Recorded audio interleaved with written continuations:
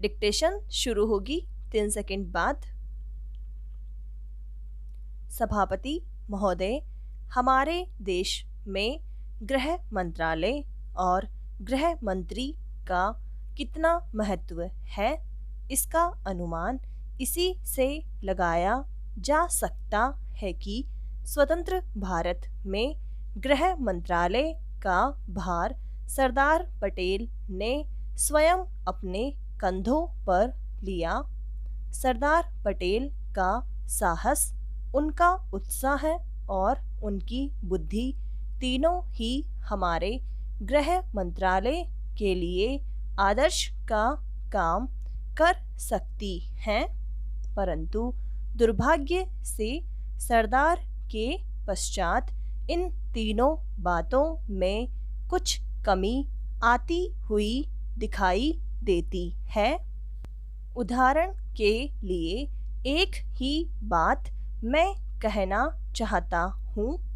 1962 में जब हमारे देश पर चीन का हमला हुआ तो 14 नवंबर 1962 को हम सब ने इसी सदन में खड़े होकर एक प्रस्ताव पास किया था, जिसके शब्द थे, भारत की भूमि जब तक हम शत्रु से स्वतंत्र नहीं करा लेते तब तक हमारा यह संघर्ष बराबर जारी रहेगा, भले ही वह कितना ही लंबा क्यों न हो।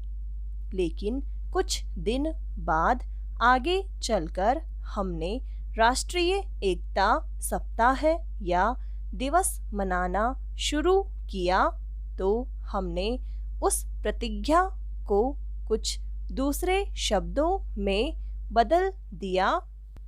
उस प्रतिज्ञा के शब्द थे, मैं अपने देशवासियों के संकल्प को दोहराता हूँ कि मैं अपने देश की स्वतंत्रता तथा एकता की रक्षा करूँगा, चाहे इसके लिए कितना ही कड़ा और लंबा संघर्ष क्यों न करना पड़े। मैं राष्ट्रीय एकता तथा बल के लिए तन मन से काम करने की शपथ लेता हूँ।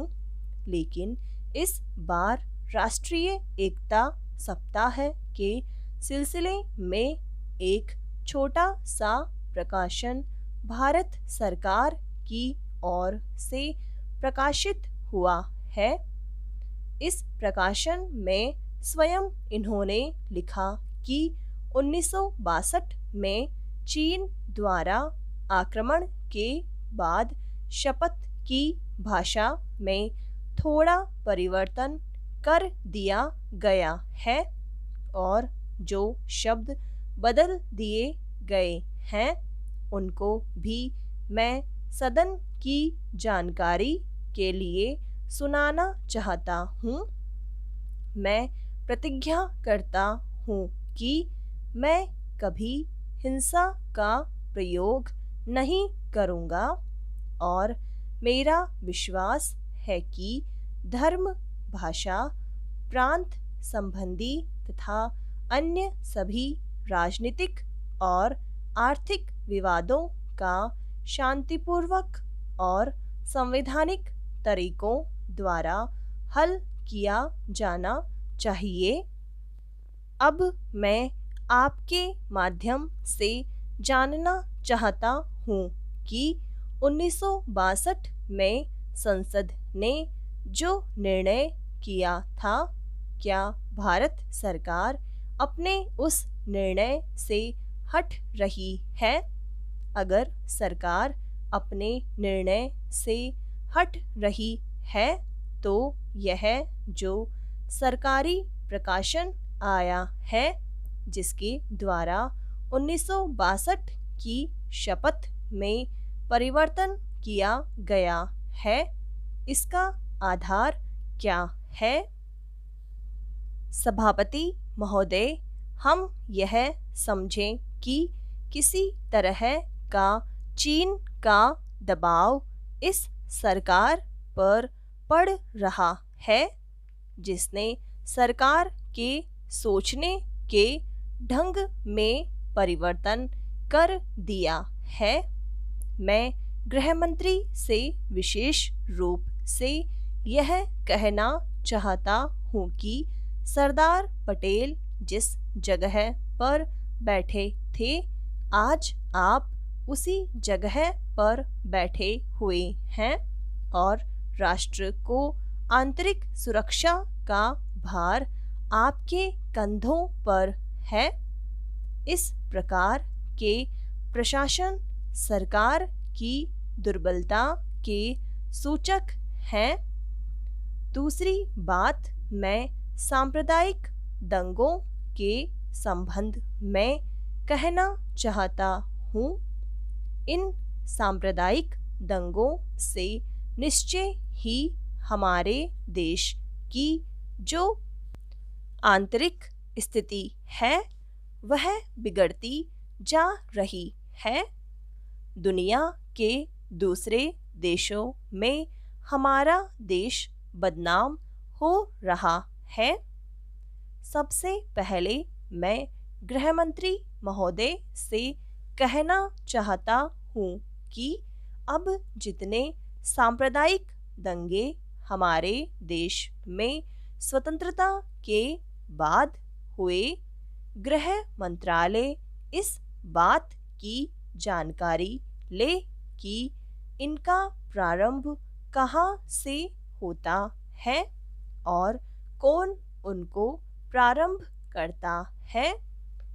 अगर इस देश का बहुमत उनको प्रारंभ करता है, तब तो मेरा कहना यह है कि बड़ी कड़ाई के साथ उन पर काबू किया जाना चाहिए।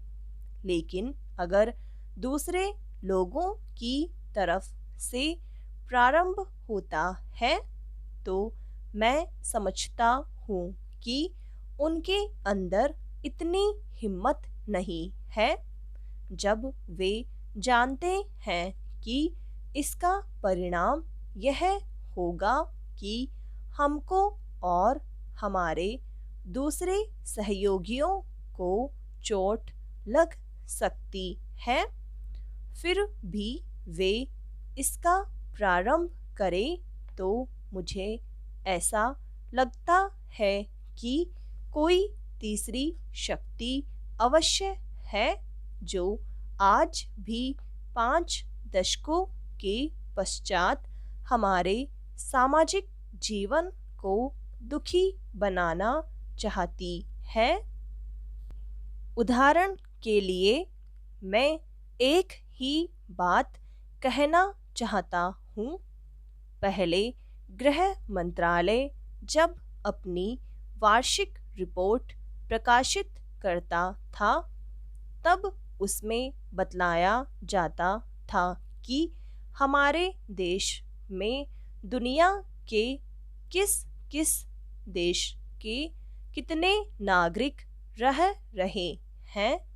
लेकिन अब शायद जानबूझकर गृह मंत्रालय ने अपनी कमी को छिपाने के लिए इन आंकड़ों को देना बंद कर दिया है। लेकिन फिर भी प्रश्नों के उत्तर में कभी-कभी कुछ इस प्रकार के आंकड़े सामने आ जाते हैं।